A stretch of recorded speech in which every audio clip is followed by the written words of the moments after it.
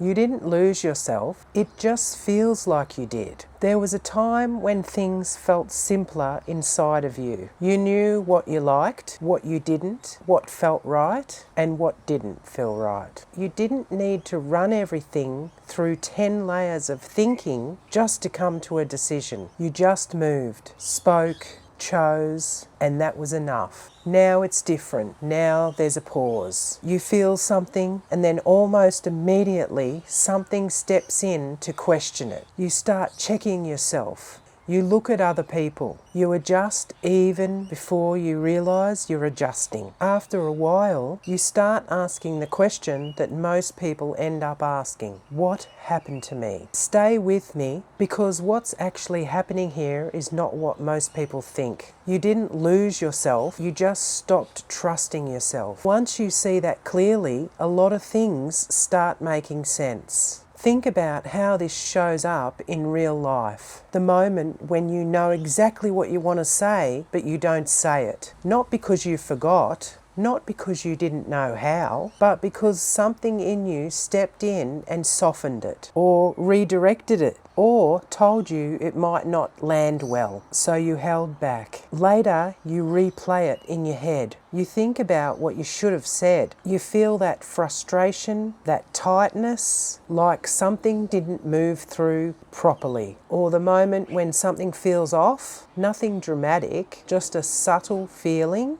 that something is not right. And instead of listening to that, you explain it away. You tell yourself you're overthinking, or being too sensitive, or reading too much into it. So you stay in it. And again, something in you registers that. These don't feel like big moments, but they are. Because this is where self-trust is quietly built or broken. Not in big decisions, in these small, almost invisible moments where you feel something and then decide whether you're going to stay with it or go against it. Most people think they have a confidence problem, but if you look closely, it's not that you can't decide, it's that you don't trust your decisions once you make them. It's not that you don't know what to say, it's that you don't trust your voice to come out cleanly. It's not that you think too much, it's that you don't trust your first response, so you keep checking, adjusting, and running it again.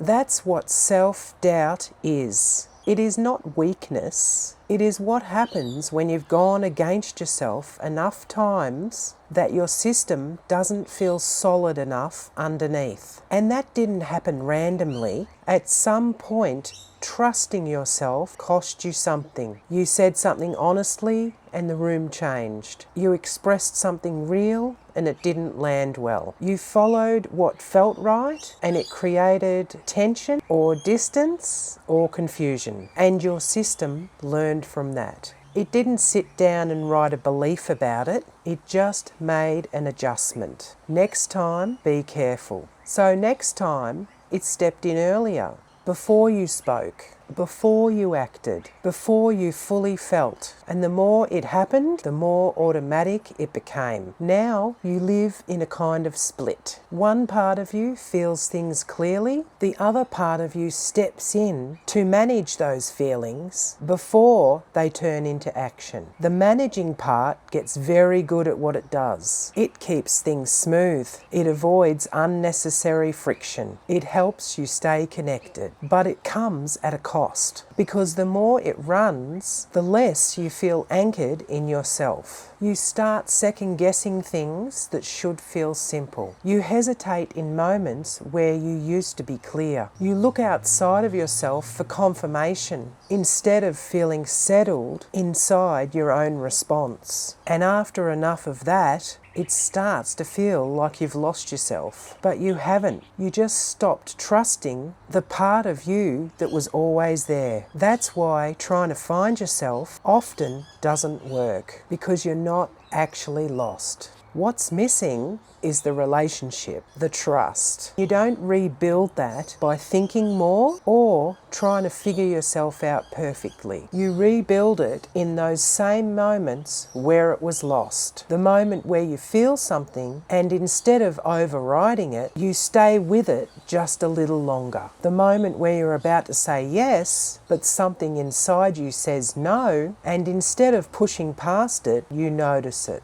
You don't have to act on it perfectly, you just don't abandon it instantly. Or the moment where you want to say something real, and instead of editing it into something safer, you let it come out a little more cleanly than you usually would. Not everything, just a little bit more than before. That's how it starts. Not through big changes, through small interruptions in the pattern. You don't suddenly trust yourself completely, you just stop overriding yourself quite as quickly. And something begins to shift. You feel a little more solid, a little less split. And over time, those moments add up. Your system starts to realise that it can rely on you again. That when it sends a signal, it won't automatically be ignored, corrected, or dismissed. And that's when things start to feel different. You don't need to force confidence. You don't need to become someone new. You just feel a little more like yourself again. Not a perfect version, a real one. So instead of asking yourself how to fix everything all at once, just notice this. Where today did you feel something and go against it? And if that moment came again, what would it be like to stay with yourself instead of stepping away from it? If you're interested in building self-trust with yourself, I actually teach people the mechanisms that run underneath so you can take control and gain self-trust. Comment below and let me know how you build self-trust with yourself. Thanks for watching.